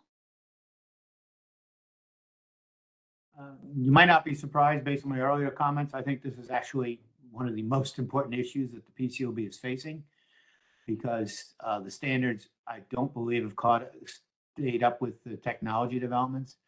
I mean, you look back, when I was in public accounting, we were talking about ADP and payroll accounting, and that was about it. We moved from, basically information processing to data processing to funds flow to asset custody, which is more than just financial assets. And we may be going to other things that are even higher level, where cybersecurity risks don't necessarily emanate from within us, but from within these providers. And I think one of the issues, I think Susan Ross said this about, this is actually maybe too big for one set of standards, because one of the things I heard that I agree with completely is a number of people have made the comment, this is about vendor management. In a sense, we are talking about a supply chain issue without using the traditional, parameters of what a supply chain is. I mean, usually when we use those terms, we're talking about inventory and production and things like that. But these are all really the same kind of problems, just wrapped up in different technologies and different purposes. And that could include other strategic relationships that are even less obviously connected. So I would encourage, what I would encourage is a somewhat more actual conceptual approach at this point to try to figure out what these relationships are in a sense of we don't know what a tautology of these relationships look like. You know, are we just literally talking about data processing? Are we talking about cybersecurity? Or what are we talking about? And there's a number of things that I think can fall in here. So it's, you know, the standards are inadequate at this point, I would say. I'm sure there's places where we can improve the standards, but I would also suggest that we take a broader way to think about this before we jump into details. That's very helpful, Robert. Any other comments? I don't think we see any hands up. No, but you know, there was one comment in the chat, and maybe this is one that will Thanks, be Lisa. interesting to some of you to jump in on. But the observation was, you know, given that there are risks in this area, should there be disclosure of how much reliance on service organizations there is and how the auditor addresses it? Because I mean, what's interesting under current standards is we're really saying, hey, auditor, you know, because you can't be sort of putting it on another entity, that you don't really even refer to the fact that, for instance, if there was a service auditor's report being used, you wouldn't refer to that. But I think it's a broader question about when a company is using service organizations, you know, what additionally should be considered about how much is disclosed, if you will. David? Good question, Preeti. I did respond in the chat, but I had a little mistype. I'm not sure how I would think about the auditor's disclosure of that. I can tell you that in 10Ks for significant material service providers, you usually will have disclosures somewhere in MD&A, either in risk factors or some other spot, so that the reader knows that they're significant in terms of how you process transactions, collect information, run models, whatever it may be. John, what you may have a bit, I see it more so in risk factors, kind of putting people on notice that things could go wrong there. That's where I typically see it. I think that's actually where we have it in our company. But I don't know how I feel about whether the auditor should put anything in their report in terms of how they did their procedures when there's significant use of third parties. Yeah. John, you want to respond? It's interesting. I certainly agree on the risk factor front. I was thinking the same thing, whether I was going to jump in on whether it belongs somewhere where the auditors were including comment on it. I don't know how I feel about that very candidly. Sorry. I find myself on the fence a little bit. I mean, if you're talking about something more in the audit report, I don't know, that seems a little extreme perhaps. Or anyway, I'm sorry. I'm on the fence. Robert Nickel? I think this disclosure issue is very important. I mean, we have other, using my prior language, supply chain relationships that are commonly disclosed. I mean, that's a financial reporting question. I've asked a couple of people who are much more familiar with, you know, data on CAMs, and I have not gotten an answer too much about this is showing up, which makes me wonder if we are actually underappreciating the risks, because an external party, an investor, probably has very little ability to observe what is going on within the company. Now, that would obviously not necessarily apply to certain types of investors and certain types of users, but I think this is an issue that is extremely important to be thinking about. We've heard other things today where people are saying, well, let's put more in the CAMs. I think this is actually the most important issue that we've seen today, that for a CAM, because a part of it is it's not well understood outside of many organizations, and I suspect within some organizations. So whether it's a CAM or a 10K disclosure or whatever, it's something that we should probably be seriously thinking about what we need to move our entire disclosure and oversight model into the current state of the world. Thanks, Robert. Preeti?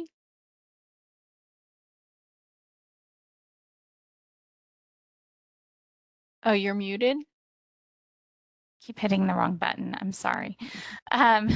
So what I was trying to say is, you know, David, I think it's great that your firm puts it in the risk factors, but I'm surprised that there isn't a more transparent discussion when we talk about all of the footnotes and what is actually the company processing versus maybe they're farming something out.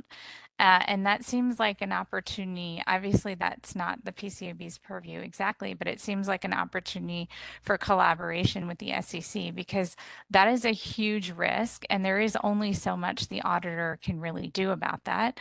I think what John said earlier was spot on. I mean, and that exposure is just completely untransparent to the investor. I don't think the risk factor disclosures are enough if we're talking about significant use of these organizations. Jennifer Jo? It's curious to hear from the auditors for those clients who are using the service companies for example, financial reporting systems and cloud storage. Do they require the voluntary service control audits, not the financial statement audit, or the audit over internal controls over financial reporting, but specifically the voluntary service control audits that can occur under the AICPA, for example, that focuses specifically on data security and privacy and those concerns. Just curious as to how do auditors handle when their client system are in those cloud storage positions related to financial reporting. Thanks. Brian, I see your hands up. Do you want to respond? Yeah, at risk of not answering the full question, because for some reason, as soon as Jennifer said she'd like to hear from auditors, for that moment, I lost all the words afterwards. I froze, but I'll go ahead and give this a shot. And I'm sorry if I don't respond to everything. I guess what I was going to say here is, you know, obviously we as auditors have the same obligations relative to controls, regardless of whether the company's controls or the company's assessing the controls through a SOC report. And obviously that could result in there being, you know, deficiencies that we or management identifies. So I guess, you know, this is always risky because Lynn might say that I'm arguing with him, but I think of it more of spirited debate. But I'm not opposed to disclosure here either. But making sure that if there were disclosure, it again is for the right reasons and context and doesn't actually provide concern where there shouldn't be, because I think the real backstop here is making sure that companies have effective controls, and if there's not, that we're calling out material weaknesses where appropriate if the service provider or the service organization doesn't have the necessary controls and the company doesn't have sufficient compensating controls as a result. So I think that's what's probably most important here. And again, I don't mean to suggest that we couldn't have a good spirited dialogue, Lynn, on disclosure. Thank you, Brian. Ron Edmonds? Yeah, I want to jump back to the previous conversation, if that's okay. My apologies, I didn't get my hand up quick enough, but it's two things. One, I guess there was conversation about, you know, maybe adding something to the auditor's report. I guess related to, you know, when there's significant service auditors out there, or service providers, I'm sorry. I think that's a slippery slope. I just wonder, where do you draw the line? I mean, and that concerns me. You know, if there was a significant issue out there, that would be one thing. But the other thing, maybe it goes back to something Preeti was saying. You know, I think it seemed like the conversation, there's almost an assumption on the dialogue that, you know, that the risks are increased because there's a service provider involved. And I don't know that that's necessarily the case. I think many times companies engage service providers because they have a unique skill set that the companies don't possess. There's things, technology, tools, et cetera, that they're applying that I think many times increases the control environment for those activities. So just to assume that all of a sudden we've got a problem because we've got a service provider, I find that it not quite correct. Thank you.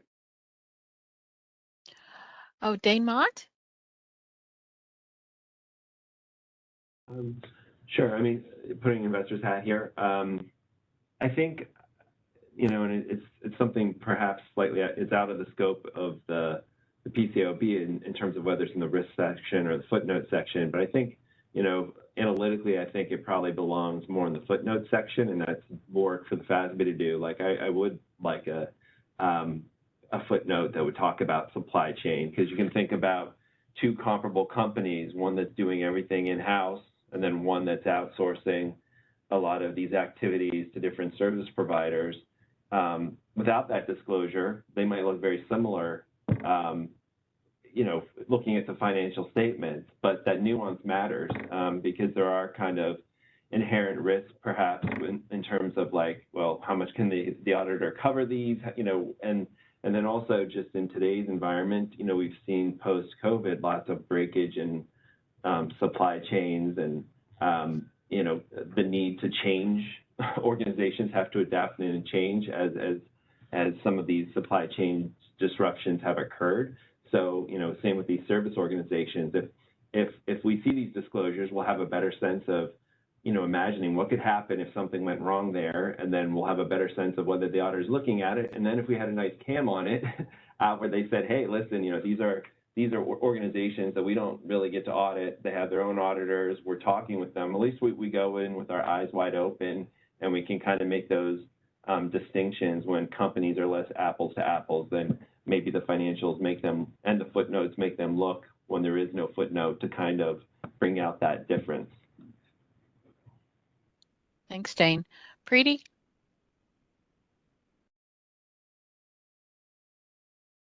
Just wanted to follow up on what Ron was saying earlier. I didn't mean to say that using a service organization necessarily means it's risk, but I think that there might be different risks involved. And so the investor should be alerted to that.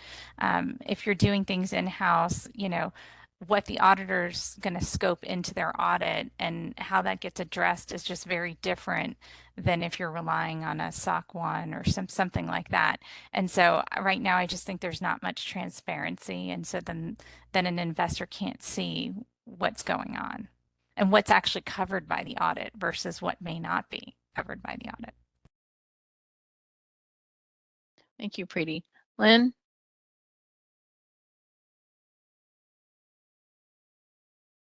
And in my experience with the service organizations, I know people get a lot of focus on the SOC reports of those organizations, but where I found a breakdown can and does occur is in the company that you're actually auditing, and whether that company, when they select their service provider, does the type of due diligence that will ensure that they're getting a responsible service provider who will provide them accurate, complete, timely processing and data. And then once they select that service provider, whether or not they're going through the proper processes and controls on their end, including ongoing diligence to make sure they're getting what they should be getting. And so I think it's important to focus then in a standard, not just on the audit of the SOC report and whether or not that's been done properly, but also still have a significant focus on the company itself and whether or not it did do the accurate but complete due diligence that they should have done when they selected it. And likewise then, whether or not once they've selected it, they're actually doing the type of things and have in place the proper controls to make sure it's functioning the way they expect. And I think that's where we typically see the problems occur. It doesn't matter whether it's custodianship of assets, whether it's other things we did at investment funds where we outsourced to the back office or outsourced other things like valuation. On the valuation problems that came out of the financial crisis, what we did find was that the service providers just flat out weren't diligent in what they were doing to ascertain where the data that was being provided to them came from and whether it was conflicted or unconflicted data. Because we found service providers were relying upon the very same Wall Street firms that had created the vehicles and transactions, and their data was flawed from the get-go, and yet the service providers weren't checking any of that data. And so I think that whole chain of flow of information, accuracy of data needs to be addressed in the any updated standard. Thank you, Lynn. John White. I feel like I'm getting educated here. I guess I would go back to Dane first. I don't see that I'm thinking of jurisdiction and who does what here, but putting it in the footnotes, it seems like to me is a FASB, jurisdiction. So I guess I come back thinking about this as a disclosure lawyer. I'd said risk factors make sense, but really if it's a significant factor, maybe it's more than risk factors. I mean, maybe it ends up in MD&A, maybe it ends up in the business section, but I could see that you, as a disclosure lawyer, if it was a significant item with your company, I think you should end up with, I'll say, more fulsome disclosure in the heart of your disclosure. But I don't see how it gets into the footnotes necessarily without FASB. As to the other place, I guess that the SE or the PCAOB potentially has jurisdiction would be in the other information, in the reading of other information. That probably only really gets picked up if you've got misstatements about it. I'm not so sure that an omission of a discussion ends up in the other information reading and the way that flows through. Lynn, you look like you're ready to comment, so maybe you have a different cut on this. Go ahead, Lynn, and then we'll get to John. Yeah, I'm actually view this as same way I view the use of another auditor. When you use another auditor, you've got the principal auditor, and then you got someone out there doing something less than half the audit. I've always considered that you ought to just disclose the name of the other auditor. You ought to be fulsome, open, and everything. Just name the other auditor. The principal auditors don't like to do that because they don't want to bring up the name of a competitor. But when they don't, they take on liability for everything, including the work performed by the other auditor. And they're just better off putting in the name of the other auditor from the get-go and doing what they need to do there forward on procedures. I view this as the same thing. If there's a significant part of the system that is not processed by the company, where the controls are all reliant not so much on the company, but on this significant outside third-party sourcer and source, it obviously has to be very material before you disclose it. But nonetheless, if that was the case, if I was the auditor and I was creating a standard here, a new standard, I'd certainly think about having the auditor turn around and just say that, X percent of the revenues or whatever processed through an outside third party that has been the subject of audit by another auditor. That way it doesn't tell you got any more risk or less risk. Hell, as someone said, that outside third party may be better than the company itself, but at least you tell the investors and give them enough information they can go ask questions and just say, 30% of transactions are processed by X, which is subject to another auditor, and leave it at that. And you inform the investor and they aren't left in the dark, and then they can go do the analysis they think is necessary in making an investment decision. I'd leave it at that. I think that's probably the best way to go about and approach it. Thank you, Lynn. John? This is not an opinion or a recommendation, just a fact I haven't heard said. We are in a different environment than when this was written. Everyone knows that in certain fields, there are dominant service providers. And in fact, the audit firms have built direct pipes to those service providers. So, for instance, in fin services, every one of the big four has a direct pipe to State Street or Bank of New York and the major custodians. And it's just and I assume they do it to places like ADP and other major service organizations as well. And I just haven't heard that mentioned.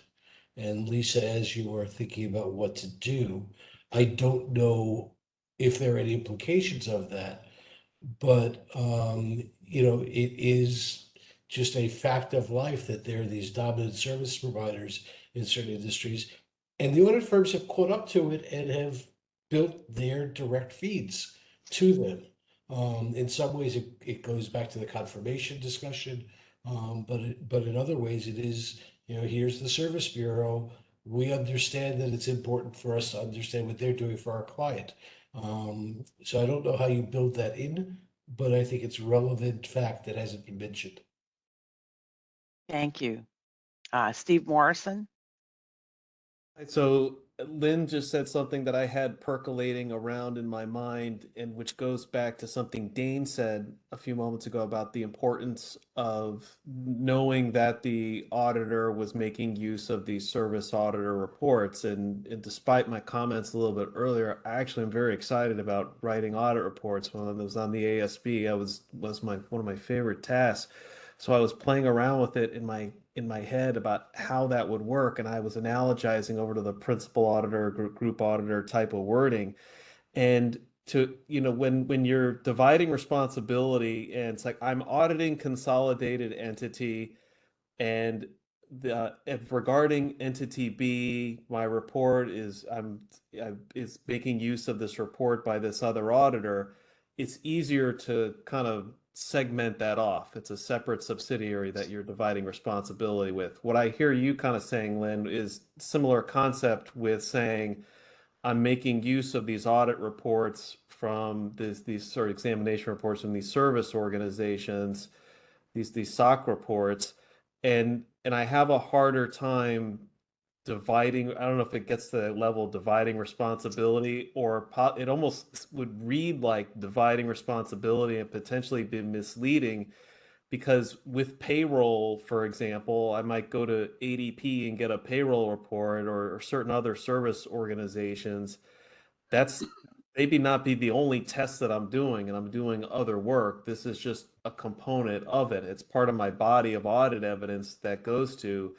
And I was just curious, is that if we call out attention, almost quasi dividing responsibility, would we be kind of punting where we really shouldn't be? Or would it appear to be that we're dividing responsibilities? Or part two, are you kind of saying that, and I'm envisioning the AICP audit report that has the bullets where it says, we considered going concern, we considered the disclosures and so forth, that a bullet or a paragraph would be is that the organization makes use of service providers, and our body of audit evidence included getting audit reports or examination reports from those entities.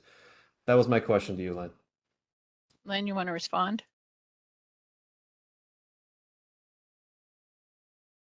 Yeah, as soon as I go off mute there. I just thought you were speechless, Lynn. Your question was so good. I absolutely was. But at any rate, it actually made me think of a situation where I was on the board of a group of mutual funds, also was on the investment committee and chaired the audit committee.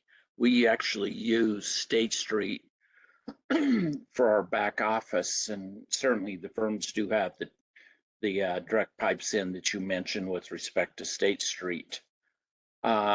But one morning I woke up and I was reading the Wall Street Journal, and it said that the money market fund in our mutual funds had the highest return in the nation. And there was no way that was possible, because our investment contract with State Street dictated, and our arrangement with them dictated what they could put the investments into. And there's no way you could have the highest return in that case. And so I immediately called the CFO and CIO in the morning about it, and he followed up with State Street. And what we found was State Street had dumped a bunch of our money into some of the SIVs and highly risky investments that weren't permitted by our contracts. And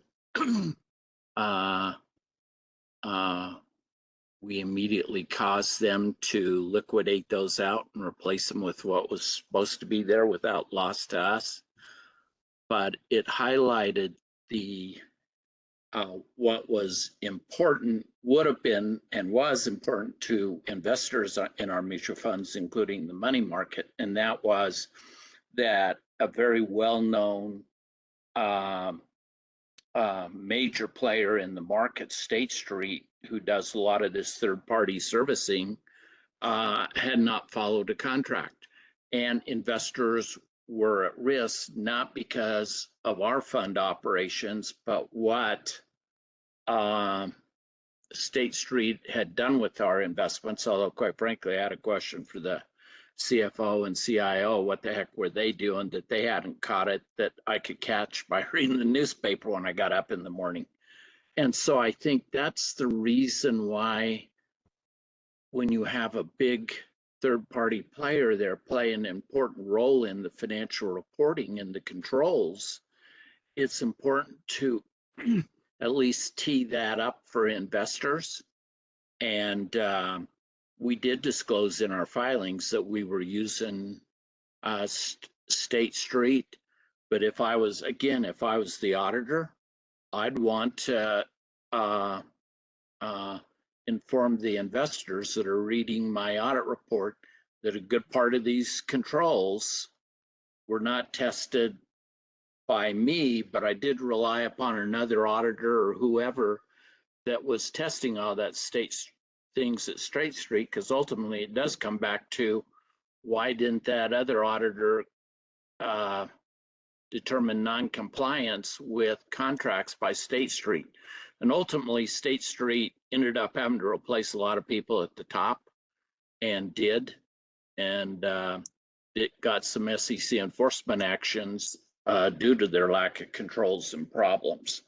And it just would have been better if there had been some heads up from the auditor as to exactly how that was all playing out. And I think you could have written that in a sentence or two into an audit report, and it would have been helpful and useful information, Steve. Understood. Thank you.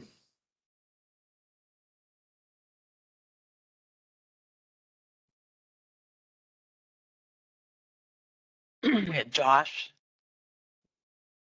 Hey, thanks, Barb. I guess just maybe a couple observations. I guess it does seem like maybe there's a couple of points that might just be worth considering. I guess it sounds like maybe there could be some desire to understand more around the impact a service organization may have on a company's system of internal control, perhaps maybe initially by the company, but then also, additional clarity around the impact of that on the body of evidence the company has, or the service organization, the work of the service organization has on the auditor's work. And I certainly am supportive of evolving the auditor's report to provide more useful information as well. I guess it's depending on how you maneuver on that spectrum.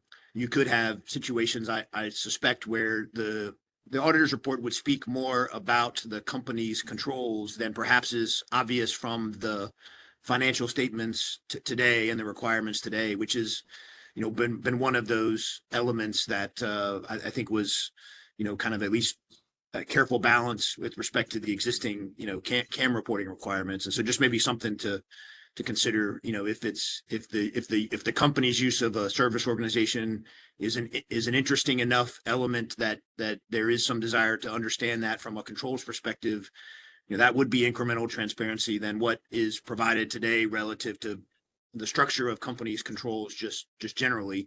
And so how might we think about that relative to what could be in an auditor's report with respect to the auditor's use of an evaluation of those controls as well? Thanks, Josh. Dane?